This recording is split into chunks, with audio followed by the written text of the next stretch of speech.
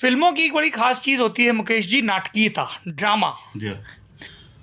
एक dramatic moment पिछले कुछ दिनों में बिहार की राजधानी पटना में हुआ, जब आरजेडी अपना अलायंस डिक्लेयर कर रहा था और एकदम से बीच प्रेस कॉन्फ्रेंस में आप उठे, आपने कहा मेरी पीठ में छुरा घोंपा गया, इस आशय की बात कही और उठ गए।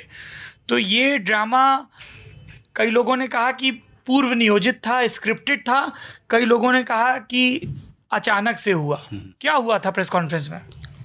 नहीं, देखिए, एलिगेशन लगाने के लिए, आरोप लगाने के लिए लोग लगा सकते हैं, लेकिन अगर वो उसको सही तरीके से अगर समझे, अगर मुझे सही तरीके से जाने, तो उनको अंदाज़ा मिल जाएगा कि मैं कभी भी इस तरीके से मैं काम नहीं करता हूँ और मैं हमेशा संघर्ष चुनता हूँ। मैं मुंबई में मेहनत मजदूरी करके मैं एक कामयाब बिजनेसमैन, मैं वहाँ पे सफल बन गया। मैं फिल्म प्रोड्यूस किया, मैंने वहाँ पे बड़े कंपनी, प्राइवेट कंपनी मैंने बनाया और बड़े लंबे मैंने वहाँ पे काम किया और फिर वहाँ से मुड़कर मैं बिहार आता हूँ और मेरा जिद ही है कि मैं राजनीति में खड़ा हो जाता हूँ। मैं तो सोशल काम करते करते फिर यहाँ पे मैं पहुँच जाता हूँ। तो 2018 में मैं एक पॉलिटिकल पार्टी बनाया। जर्नी पे हम विस्तार से बात करेंगे। प्रेस कॉन्फ्रेंस में क्या हुआ? आपको पहले से पता नहीं था कि सीट का शेयरिंग क्या होना है? पहले से पता है। 2 रोज पहले हम तेजस्वी प्रसाद यादव जी से मिलते हैं घर पे और 2 महीना पहले भी, पूर्व में भी बात क्लियर हो जाता है कि 25 सीट और डिप्टी सीएम हम आपको देंगे, अति पिछड़ा के नाते डिप्टी सीएम, और 25 सीट हम आपको देते हैं। ऐसे मेरी डिमांड तो बहुत ज़्यादा था, लेकिन हमने बोला कि क्या था आपका डिमांड? अभी हमने लोकसभा के बाद हमने उपचुनाव लड़ा और 15% वोट हमारे पार्टी को अकेले अपने दम पे आता है और एक सीट को लेकर हम लोग लड़ जाते हैं, आपस में दोस्ताना संघर्ष करते हैं और 15% हमारे वोट मिल जाते हैं और 45% में सरकार बन जाते हैं। अगर उसके अनुकूल अगर अनुपात सोचते तो हमारे पास 80 सीट होता है। लेकिन उसके बावजूद भी हमने कहा कि हमारे चुनाव आयोग का गाइडलाइन है कि हमको 10% सीट हमको बिहार में लड़ना ही है, तो 25 सीट पर हमें मिनिमम लड़ना है। उसके ऊपर आप जो सीट दे दो उस पर हम रेडी हो जाएंगे और डिप्टी सीएम कि इस पे माहौल बनेगा और फिर हमारी सरकार बनेगा। तो इस चीज़ पे 2 महीना पहले उन्होंने कंफर्म कर दिया कि ठीक है, 25 सीट और डिप्टी सीएम हम आपको देते हैं। तो हमारे उसके बाद मिलना जुलना जारी रहा। फिर 2 रोज पहले भी हम मिलते हैं, उसमें भी बात होता है कि इतना सीट आपको दे रहे, इतना उनको दे रहे, इतना उसको दे रहे, सारा चीज़ गिनती में हो रहा है। हमारे पास 122 120 बच रहा है, तो मतलब ठीक है, आधे सीट आपको बच रहा है, काफ़ी है। और तो इस तरीके से सारे बातें हुए। ऐसे भी बात हुआ कि कांग्रेस को छोड़ देते हैं, हम लोग साथ में लड़ते हैं। तो हमने निर्णय लिया कि नहीं, उनको छोड़ना उचित नहीं होगा, थोड़ा सीट में आप देख लीजिए क्या कर सकते हैं, लेकिन रखना जरूरी है। तो ये सारी चीज़ें हमसे डिस्कशन भी कर रहे थे, सारी चीज़ हमें यहाँ तक है कि आप मायावती से बात कीजिए, उनको ले लेते हैं और कांग्रेस को छोड़ देते हैं।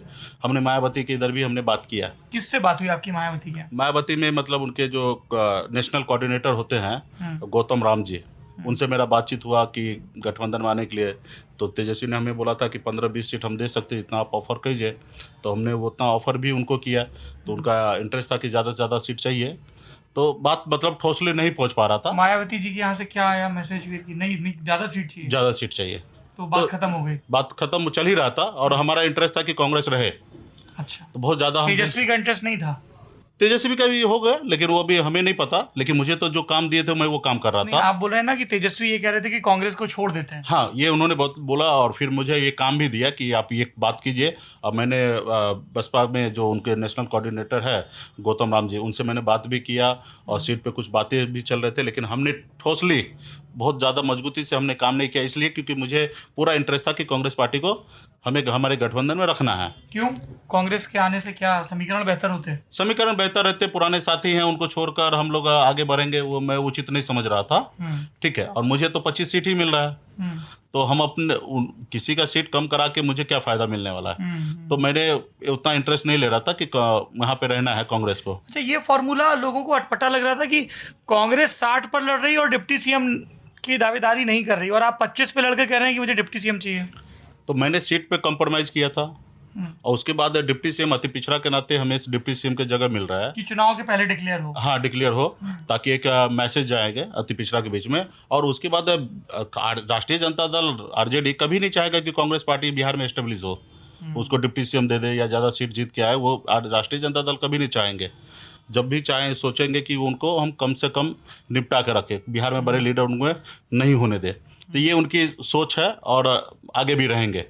तो मेरा ये सारे चीज़ें था कि मेरे साथ बात हुआ, और फिर उसके बाद 2 दिन पहले भी बातचीत हुआ। उसके बाद जिस रोज़ प्रेस कॉन्फ्रेंस था उस रोज़ मैं 12:30 बजे उनके घर पे पहुंच जाता हूं, बुलाते हैं, मैं साथ में लंच भी करते हैं, हम लोग नाश्ता वगैरह सब करते हैं। और फिर जब निकलने लगते हैं 4 बजे का प्रेस कॉन्फ्रेंस होता है, फिर वो कांग्रेस पार्टी की तरफ से उनके लीडर लाने में लेट हो रहा था फ्लाइट, इसके लिए वो 5 बजे कर दिया जाता है। और जब हम 4:20 में निकलने का कोशिश करते हैं उनके आवाज़ से तो 4:20 पे हमें तेजस्वी मिलते हैं, और वो मुझे एक सूची दिखा रहे हैं कि इसको इसको इतना इतना सारी चीज़ें कर रहे हैं, इतने इतने सीटें सब कर रहे हैं। तो मेरे लिए जब बात हुआ तो बोले कि कल कर लेंगे, आपका सीट का नाम का हमारे पास इतना हो जाएगा, कल कर लेंगे। मतलब कल मतलब सबके आप कर रहे हैं और मेरा कल क्यों करेंगे? तो उन्होंने कहा कि कल कर लेते, कोई इशू नहीं है। तो मतलब ठीक है, नंबर आप कल इशू कर लीजिए, लेकिन डिप्टी सीएम का घोषणा कर दीजिए आज एटलीस्ट। आपका भी सीएम का चेहरा लॉन्च हो रहा है तो डिप्टी सीएम भी हो जाएगा, तो एक अच्छा मैसेज जाएगा। तो नहीं ठीक है, कल हम कर लेते, दोनों एक साथ में कर लेंगे। तो मुझे थोड़ा अटपटा लगा, डाउट लगा, सारे अनाउंसमेंट आज हो रहे हैं तो फिर तो कल मेरा क्यों क्यों टाल कर रहे हैं? तो मैंने तो भी मैंने चलो ठीक है, अभी 10-12 घंटे की बात है, शाम हो ही गया, कल में कितना टाइम लगेगा, कल भी कर लेंगे। और मैं वो उस हिसाब से मैं वहाँ से निकला। लेकिन मेरे मन में 50 तरह के सवाल चल रहे थे, उससे पहले भी चल रहे थे, क्योंकि मैंने सिमरी बख्तियारपुर में 15% वोट लाया, और अति पिछड़ा वोट मेरे पास आने के कारण क्या हुआ, वहाँ पे एनडीए चुनाव हार जाते हैं और आरजेडी अपने दम पे चुनाव जीत जाते हैं। तो हमें ये इस तरीके से था कि ये लास्ट मोमेंट मुझे ढकेल देंगे कि आप अकेले लड़ जाओ, ताकि पूरे बिहार में एनडीए का चुनाव हरा के और हमें फ़ायदा मिल जाए। तो ये सब मेरे दिमाग में चल रहा था, पहले भी चल रहा था और बाद में भी चलने लगा। तो भी हम एक्सेप्ट करके निकल आए। फिर प्रेस कॉन्फ्रेंस में बैठते हैं और हम लोग जॉइंट हैंड करके सारा चीज़, प्रेस कॉन्फ्रेंस सारी चीज़ जो प्रक्रिया है वो सारे पे हम लोग कर रहे हैं। उसके बाद जब नंबर घोषणा होता है तो फिर वहाँ पे 2-3 दिन का टाइम ले लेते हैं। जो बात हुआ कि कल करेंगे, वो 2 से 3 दिन का समय ले रहे हैं, और फिर वो समय भी नहीं है, लास्ट आवर में जाके हम लोग घोषणा कर रहे हैं। तभी मुझे लगा कि ये कुछ तो हमारे साथ गेम कर रहा है और मेरे साथ चीटिंग करने का इनका पूरा निर्णय हो चुका है। और फिर मैं तभी का तभी उठ जाता हूँ।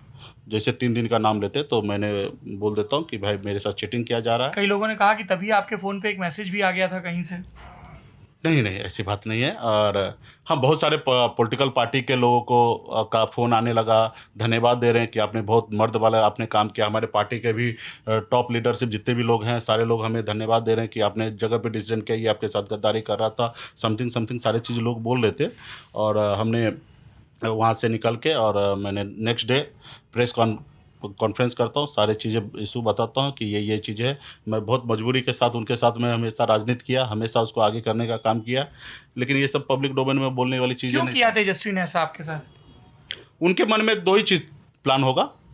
एक तो लास्ट मोमेंट पे लेके जाएंगे, सीट कम करेंगे, डिप्टी सीएम कम शायद आगे पीछे करेंगे, और मेरे कंडीशन पे हमारे साथ रख के राजनीति कराएंगे। ये उनके पास एक पहला ऑप्शन होगा, ये सोच होगा कि हम अपने कंडीशन में, क्योंकि उसको वो नहीं चाहेगा कि अति पिछड़ा का बेटा बढ़ जाए, फेस चमक जाए, वो डिप्टी सीएम बन जाए, ताकि हमें भविष्य में हमें टक्कर दे। तो उनके मन में ये तो डर हमेशा रहता ही है। अब देखिए लोकसभा में 1 सीट कन्हैया जी को नहीं दी है, तो सिर्फ उनके मन में यही डर है।